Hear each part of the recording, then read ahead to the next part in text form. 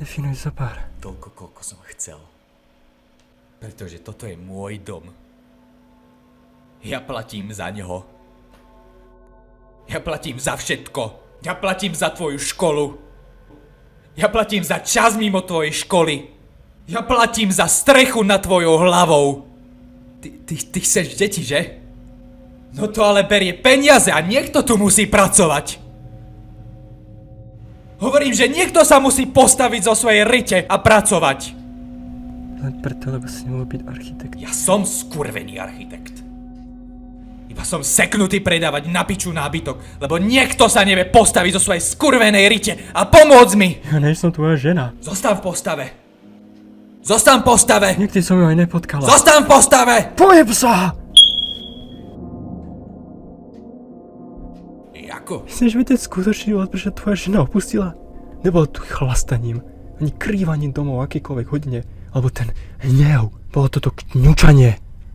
Než nikto nie je tvoja vina. Žene, moc piješ? Vin svoju prácu. Nenávidíš svoju prácu. Vin celý svet. Vykopnuj ťa z domu. Vin svoju ženu. Napadneš ma a zviažeš ma? Vin svoj mozog. Ty si svoj skurvený mozog, ty kretén. Hovoríš, že to je moja vina? Áno, ale to je len spôsob, aký si prepojený. Že je to tak. Že je to tak.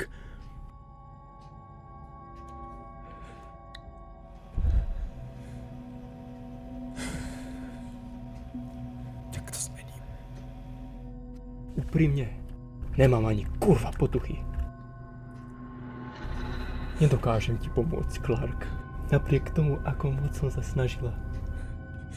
To rozhodnutie nie je na mne. Nedokážem zachrániť nikoho.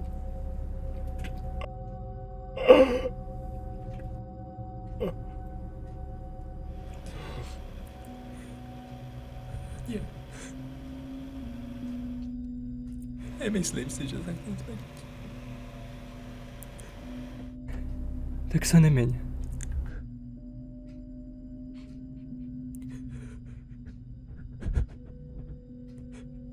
Mám to tu rád.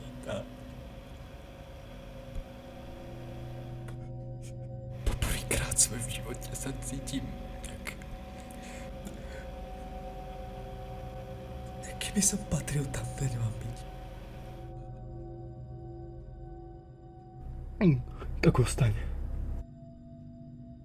Proste tam, kde si.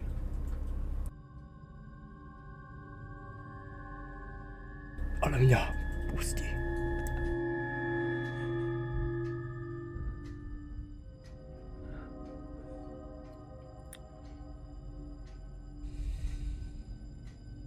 Pojeb sa!